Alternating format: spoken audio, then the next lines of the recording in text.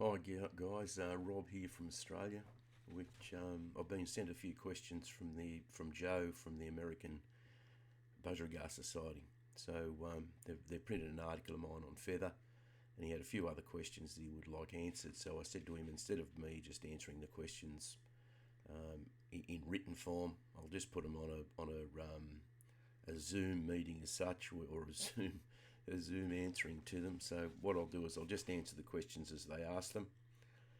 He's got here, as we know, the budgie originated in Australia and were subsequently exported to the UK, where they were developed. Let's deal with that one first.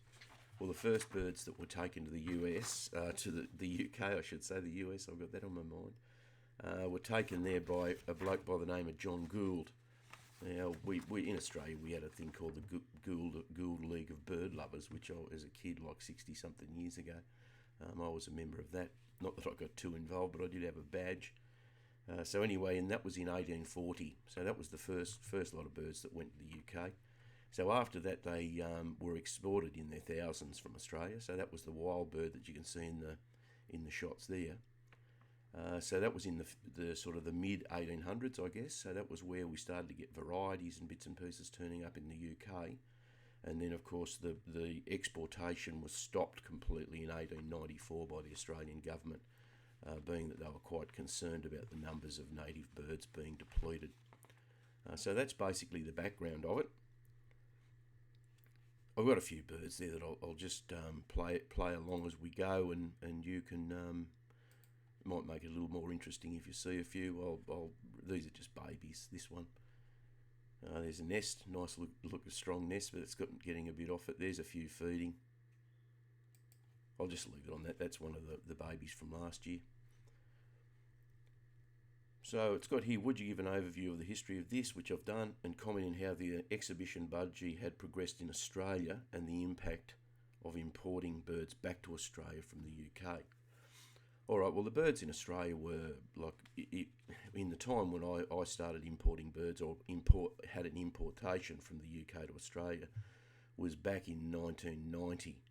So it's about 30 years ago. Now, the Australian government opened our quarantine up for a very, very short period of time. So there were probably half a dozen, maybe a couple more importations that were done. Each importation was about 500 birds, give or take a few. And that was it. So then it was locked off. They had a couple of outbreaks of other diseases in the UK. So that was the end of it. And there's still outbreaks of Newcastle's disease. And every time there's an outbreak, it puts us back further. The word I've heard is about 5 years. Every time there's an outbreak, it's 5 years. So getting back to what happened was the birds themselves were way superior to anything that we had here. So the birds in Australia were still, sort of, as I said, they were pet shop birds in the UK terms. So when I went over there and I was buying birds for people and buying birds for myself, obviously, the birds in the pet shops over there that were sort of called exhibition birds would have been better than anything that we had here. So you could win best in shows, I would imagine, with a bird out of a pet shop. But that's not the case. So the other problem that we have with that, and I've been thinking about these questions since Joe sent them to me. Whilst it was wonderful that we had these birds, that we had an opportunity for a couple of years, it might have even been 3 years in total for the birds to come in through quarantine. And the quarantine in Australia is very strict. We're an island nation. We do have some of the best bird species on the planet. Like, we have gorgeous birds, and they've always been worried about disease getting in. And destroying our native flocks. So that's why the quarantine's quite harsh. Like, if you look at the UK and places like that, you can get off a plane, get your birds, and take them to your aviary and sort of just or go through a very basic quarantine. So Australia and New Zealand are both in the same boat. So we really struggled to get birds to take us forward. So it's a matter of breeding them as such. Now, this is the thing that I've been thinking about. I've had the joy of spending some time with some of the best breeders in the world, and in particular, one was Joe Manus from Germany. And Joe is probably the grandfather of all the superbirds that are around the world today. But unfortunately, we got the birds too early for that, and we got it cut off too early before his birds had had the influence that they did around the rest of the world. So what happened was there was a few birds with his blood came in. I was lucky enough to get birds from Joe and take them to a friend of mine called Frank McGovern, which is Frank, Carol and Joe McGovern, who won the club show in the last couple of years and Best Young Bird the year before that, which has never been done before. So we didn't have the ability to get another lot of birds. So we got a few from that Frank had bred for me, and I bought out in my shipment. So it took me about a year to get that all in place. But unfortunately, we did not get the advantage of the fact that Joe's birds had gone all over the world and then basically lifted the quality of the birds everywhere. So the birds that we're seeing, like if you look at that little yellow face that's there, he's not a bad bird, and it's been a hell of a struggle to get a bird to that quality. We didn't import anything like that. So the birds that came into Australia they were very good at the time, but as I said, we were right at the wrong time in the history of birds in the world. If it had have all started 2 or 3 years later, I'm sure there would have been a very, very different outcome here. So the impact has been extraordinary. I would love to be in a situation where I could keep going back to the UK or Europe and bringing in a few birds or an odd bird here and there. I mean, I don't buy birds. I just breed, and the stuff that I've got has come from, I went for 20-something years without an outcross. But, you just got to be very, very attentive to what's in front of you and be very, like the changes are minute. You need to look for the smallest differentiations in birds and be able to identify that and then run with it. And so then you've got to try and get it across the rest of your stud, if you like. So we'll let a couple more birds go through this so you can see them. I like looking at them too myself. How good's that thing? Nice little grey-green. There's a little sky. I love sky blues, as it turns out. I mean, I don't breed many greens. Probably only about, grey factor birds. You won't see many here. You'll see a few later on here when we get to them.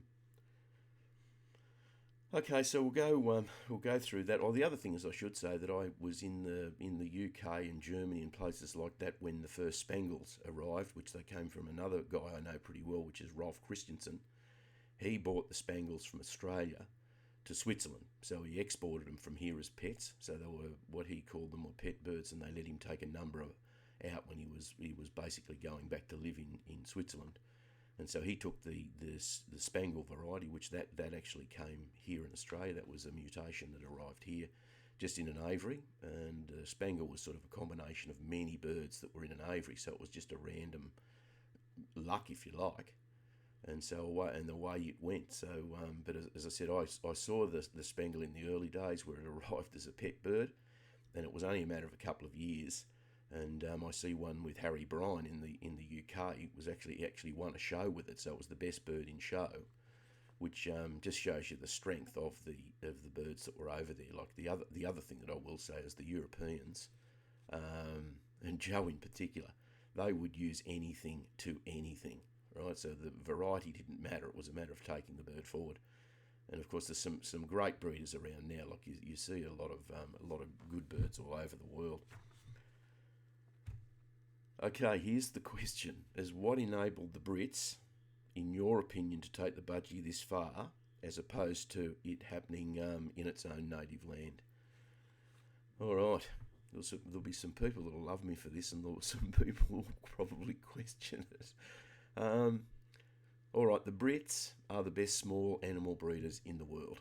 They've been doing it for hundreds and hundreds of years. Now, our country and your country, which is the US, or however you want to, whatever you want to categorise it in, we're very young nations. We're younger than you guys are. And so subsequently, you've got people that are very, very good at breeding everything. So whether it was dogs, whether it was cattle, whether it was plants, sheep, chooks, pigs, the variety that we have around the world and what they're used for has essentially come out of Britain. So they've, or the UK, I don't know what the technical term for all that is, but they're very, very good breeders. There's no question that. And the other thing is that this is probably a bit harsh, but they don't have much going on in their lives. Like the poor buggers, the weather's terrible. And so they just do what they do. I mean, you get people, as I know, a mate of mine in Southport in the UK, I don't think he's ever been to the other end of his street. So he's spent his whole life at one end of the street going to the pub and going to work, and that's all he does. So anyway, these people are very good at what they do. There's no question of that. It doesn't matter what you give them, they will take it forward. And so the rest of the world, whether you like it or not, the budgies that we have today, it was done by the Brits. It wasn't done by anybody else. Now, so then you've got a lot of people, a lot of good breeders. You've got a very, very large fancy, which we'll deal with that in one of the other questions. So you had a lot of people working on these birds, and you had a lot of people that were very, very clever. Like I go back to the Watmouths and the Marjorie Kirby Mason, the Lanes and all that, like the old Lanes, not the like the old Fred Lanes, the guys that were around forever. Harry Bryant's another one, of course. Like he's won how many Best in Shows at the BS Club Show, and probably never ever be repeated again. But he's so that's your first thing. Now getting back to Australia. So why the hell didn't it happen here? Well, because we don't know what we're doing. That's the major problem that we have here, as we don't have many good breeders. The birds came in, so we bought in birds. A lot of them just paired them to the stuff that was already here, and it's the converse to what I said with the Spangle. Like the Spangle came from here as a pet bird, and within 3 or 4 years, they were breeding Best in Shows. Whereas the opposite to that happened here was they bought in good birds and put them to their, rubbish, for want of a better word. So they were still exhibition birds, but rubbish compared to the UK. So I don't be too harsh on them. And I had birds like that too, by the way.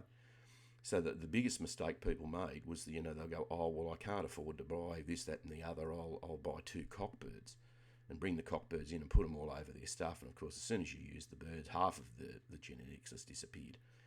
And then, of course, next year, 2/3 of it's gone. And to be honest with you, I don't think you can pull it back from there. So we've still got in our exhibition birds here faults that were in the old Australian birds, like long tails, long wings, long flights, protruding beaks, and like all of the above. And as you see, like just that sky blue there, like he's beautiful shoulder, lovely feather. Still not in the league if you look at the birds of the Lutoffs or the Millers or the McGoverns or any of the other big namers that you often see on Facebook. You can see that it's probably a friggin' pet shop bird. But anyway, I'm quite proud of it because we've had to take it from nothing. So that's why the Brits have done it, is because they're into it and blah blah blah. Now this is harsh too. We here in Australia, and I'm presuming the US is the same, is that you've got a group of people who, I mean, they're not got good breeders at all, but they've got a truckload of money. And so what's happening is the good birds that are available are getting into the hands of people that are clueless. So you end up with the birds, while they might even be winning Best in Shows, by the way, but it's a continuation of just adding and adding and adding more money to the thing. But they're buggering up the quality. Whereas if you had have moved the quality into the hands of people that knew what they were doing, then I think it would have drug, certainly Australia would have drug it up faster than it has, and maybe in the US too. Okay, so this is a great question. How is the hobby faring in Australia? That's the question. Over here, we have seen a decline in areas of purebred animal exhibition. What are your thoughts on this? So over here is the US.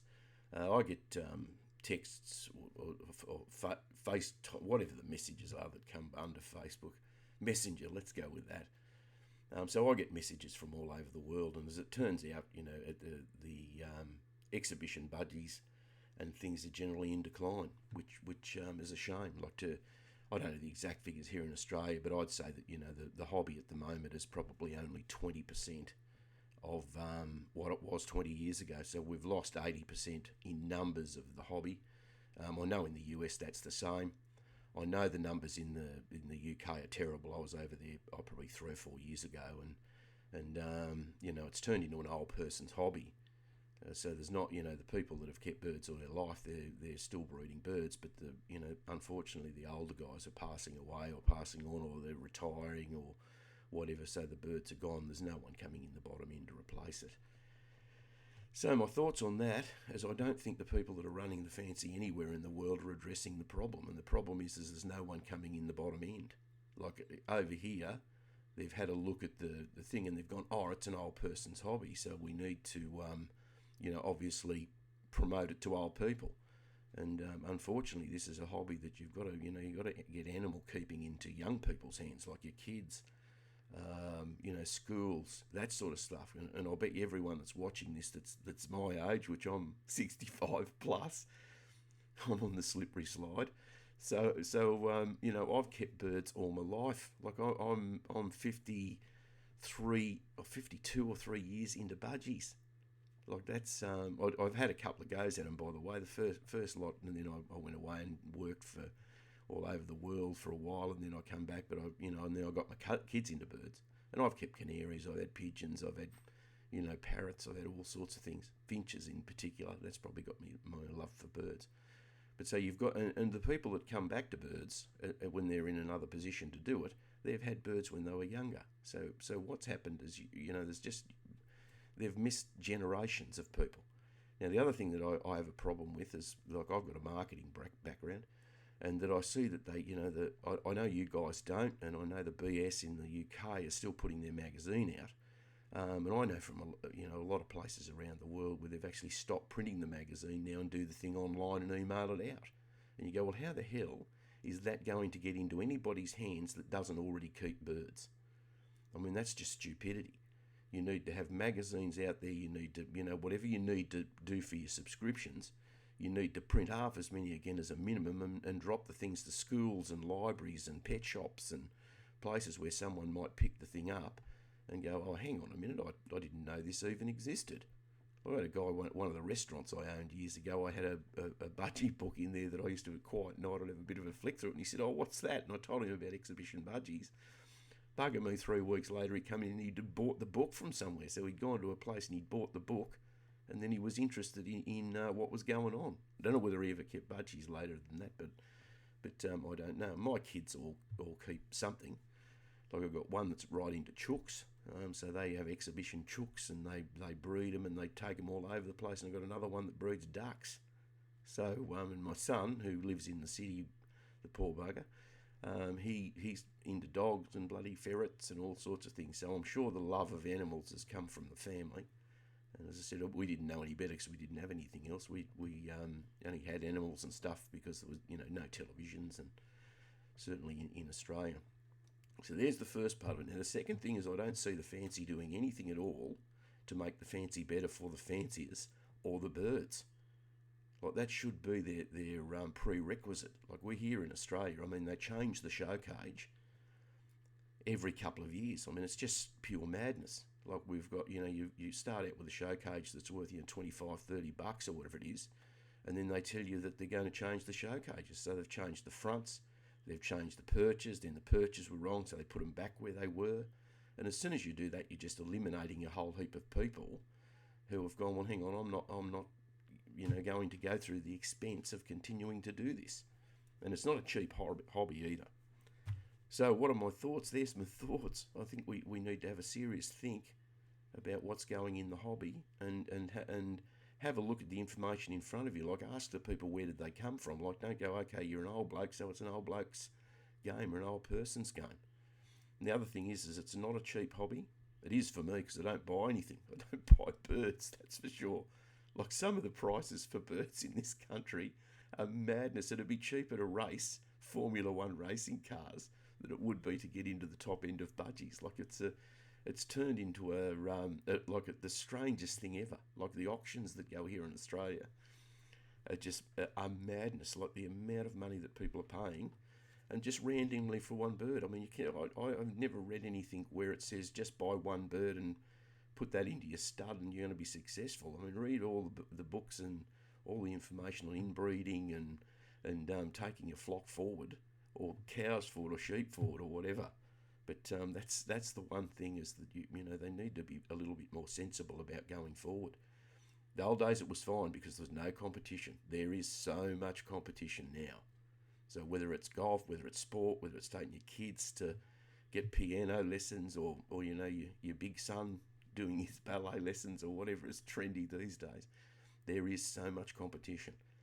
And the other thing is, like, I've got a stack of grandkids and they spend their whole bloody lives on computers, iPads, phones. I mean, I've got a 3-year-old that's got a phone, one of my grandkids. He knows more about it than I do. I just can't see. I mean, they love to walk up and have a look at the budgies, but I don't think they would ever think of cleaning the damn things or, feeding them. It takes a lot of effort to do it properly. All right. Well, there's another question here. I noticed on your articles on a simplified feeding and management or supplement routine, which I've just completed a video, which I've put that. I've got a few videos on my website, which is just manvillebudgies.com. Yeah, that's it. Just Manville Budgies. But if you type my name into Google, I'm sure you'll sort of get you'll find a link to the website. It's as I said, it's not about. I mean, I'm trying to help people with a bit of information and stuff. Like, I live a long way from the city. I'm out in the bush, which in itself is wonderful. Have a look at that for a baby. That is just sensational. You probably get that in your ABS magazine, I think. It was certainly in the BS magazine in the UK. I love that bird, and it turns out that bird there now is breeding, and he's got one round of 7, and she's going down again. And the birds are very, very good. There will be no way any of them will ever leave here. There's just a nice little nest. So anyway, if you have any questions, just drop us a line if you do see the bottom of this. Oh, how good is that? That's in my yard, which they're a pair of king parrots. So that's the cock on the left, and the hen up there having a feed. So where I am, I've got that's just a tree that's out in front of my aviary. But that pair there, over the last sort of half a dozen years, have reared 2 or 3 rounds of chicks every year. Even in the drought, unbelievable. Like, we were putting a bit of feed out. You can see there, she's feeding in a thing that we hang up in the tree. But they've been bringing out sort of 10 to a dozen birds every year. And the cockbird there, if you're sitting out the back having breakfast, the bugger will come down on the table and eat the toast off your plate. But I sort of want to keep them wild, because I know that anybody that'll feed them, the next thing they'll end up catching them, and I really don't want to do that. But anyway, well, I hope that's a bit of information for you. It's probably gone a little bit longer and a bit more of a waffle than we needed it to be. There's a nice cockbird, very showy. But anyway, all the best for whatever you're doing with the birds, and I hope you get a little bit out of the hobby. I certainly have enjoyed what I've done with the hobby, and I've been lucky enough to breed a few winners here and there. And I don't do any showing now, though. I just don't have the time. My business interests just about keep me flat out. But anyway, well, all the best. And Joe, thank you so much, mate. I hope this answers your questions, and I hope that it hasn't gone berserk. But I'm quite passionate about the birds, and I'm certainly I want to see the future of the birds. I really, really struggle when I had a local club here that I started 22 years ago, and I got it up to 72 members, and we used to have like a truckload of birds that would be exhibited, which are just all budgies. And I sort of personally wonder whether it's time that we tried to maybe put it all back together again. So like the budgies and the canaries and the finches and the parrots and whatever in the exhibition side of it, whether it's a better idea to maybe try and combine it all together. I know that everyone's got different interests, and it's hard to sort of go forward with that when you sort of disagree with everything. But I think it's the way to maybe get numbers back, get enough people to keep the thing going. And of course, when you do put on an exhibition, it's probably good for people to come and have a look at, because there's an array of birds. So more so than just your budgies. So if you've got parrots there, and you've got finches, and you've got canaries, and I mean, we used to have doves and quails, and I've had all of those. And I think that people come in and have a look at that. It's interesting. It certainly might you might even have a canary breeder that goes, wow, look at those budgies, I might have a go at those. Or conversely, the other way around, so that you're pulling people from within the fancy and get them to maybe experiment with a different variety. And as I said, it gives the public a chance to come in and have a look at what we're doing. And then, as I said, you never know. I think that's the way to pick up people, is to expose it to more people. Like at the moment now, it's just the shows are getting ridiculously small. I mean, the major shows here in Australia are about the size of what we used to call a lawn show or a table show, where each person would bring along a few birds, and we'd have a meeting and have a cup of coffee or tea and a barbecue or something. And now, the major shows are like that. I mean, as I said, the club that I was involved in, we would get 400, 500, 600 birds. They had $2,000 cash the last up for grabs in the last exhibition. They didn't have 100 birds. I think they had 80 birds. So that's certainly not going forward. But anyway, all the best, guys, and we will speak soon, maybe.